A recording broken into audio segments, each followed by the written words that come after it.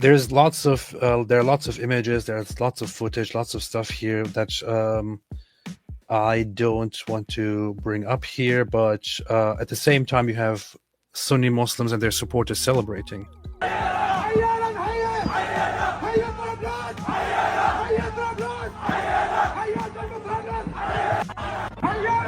So these guys are celebrating and so on.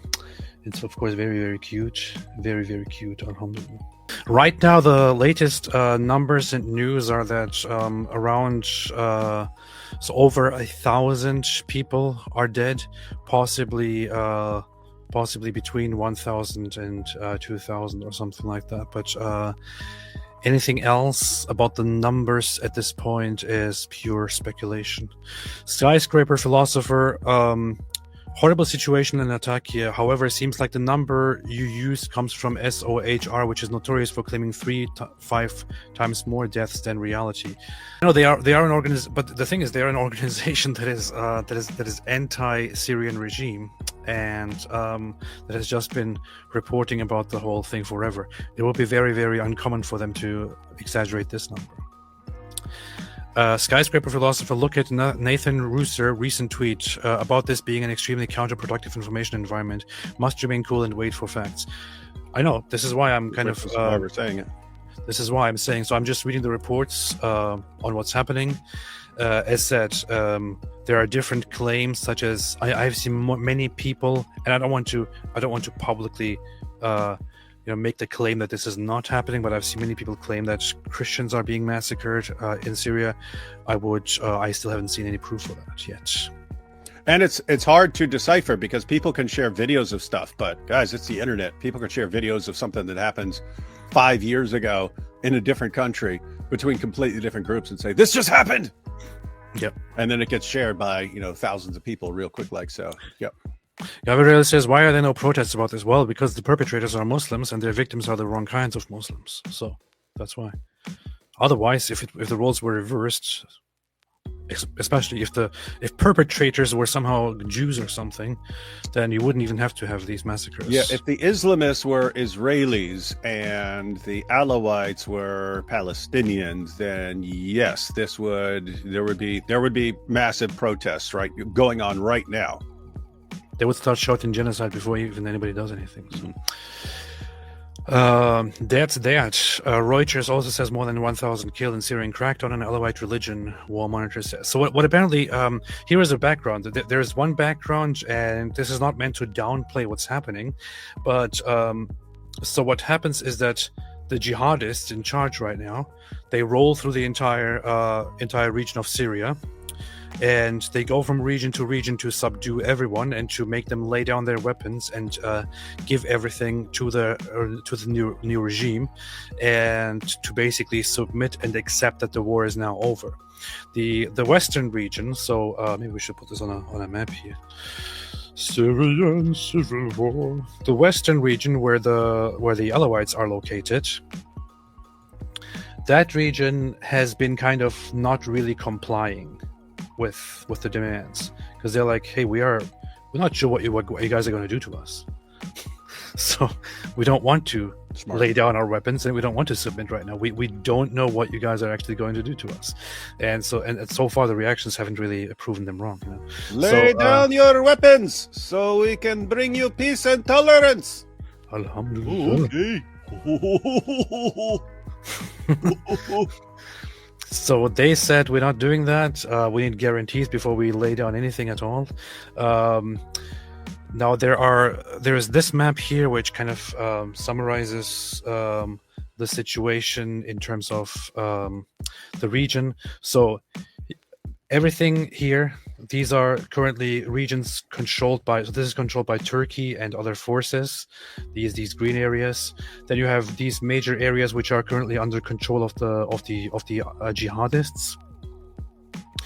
And then the yellow part is under control of the Syrian Democratic Forces, the Kurdish people and others, who are still holding the territory and fighting back against any attempts by the jihadists to take it over. And here, this region, the western coast, is technically under the control of the jihadists, but still very much held or in non-compliance by the Alawite minorities and also other minorities. This is where most of those the Shia offshoot people live. So this is where most of the fighting is happening at this moment. So officially, if you want to unify all the other factions, they control almost everything except for the Kurdish and allied regions, and they don't have much control or strict control over these regions where they're currently carrying out massacres. Apparently, the refusal by the Alawites and others who still stand with Assad's government to comply with the jihadists led the jihadists to have altercations and then to accuse each other and to start shooting and killing each other. What apparently happens is, as a result of that, you actually have individuals going from home to home and carrying out families, dragging out families and shooting them, executing them. So you have actual genocidal executions and killings happening in such a way that, for example, Hamas or the Nazis did it. That is going on, but it's also a giant mess. When I first heard of fighting again breaking out between these two factions, I thought to myself, you know what, I don't really care. I'm not going to lose sleep over it. I mean, I feel bad for those who are dying, but I'm not really going to lose sleep over it because... Story of AP for the past 3 years. I don't care how many people die. I don't care how many men, women, and children die. If they're not from my group, then I do not care. Because, and this is going to be very funny, currently the Alawite groups and leaders, some of them are apparently asking Israel for help. They're saying, hey, Israel, come help us. They're asking Israel for help. On the surface, it may look like, oh, so they're asking Israel for help? They think Israel can help them? They think Israel is a solution? Oh, good. So maybe these are good guys. Maybe Israel should go over and help them. The problem is that for decades, and especially for the last few years, these guys were standing with Bashar al-Assad with the dreams of, together with the so-called axis of resistance, together with Iran and Hamas and so on, of eradicating Israel and eradicating the Jews. Now that they are pushed in a corner, they're like, oh, maybe Israel can help us. Yeah. AP, right.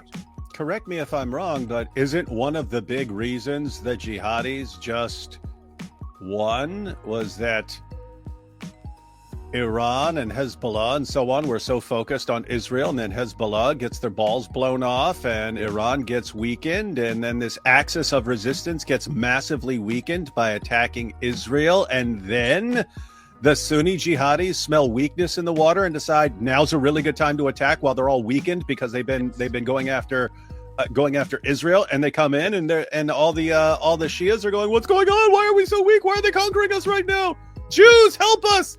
So wait a minute. Jews, come help us. Even though the reason we're in this position is because we just attacked you and we weakened ourselves, and then these guys came in and took over. Exactly. There were even some people like Syrian Girl, for example, who are like, oh, this whole thing, this Israel caused this. Look, Israel right at the same time helped these rebels take. No, that's not what happened. Israel just nuke the Alawites.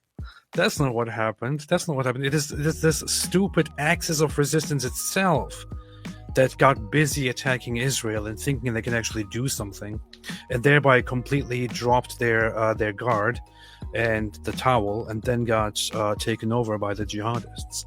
That's what actually happened. So, yeah, guys, if you're kind of new to this, right? Hezbollah, those are a bunch of Shia jihadis, but you had people like Assad who calls on Hezbollah to help protect him from the Shia, to protect him from the Sunni jihadis who want to take over. And Hezbollah does what? Hezbollah kills tons and tons and tons of Sunni jihadis to protect Assad. Then what happens? Then Hezbollah starts attacking Israel.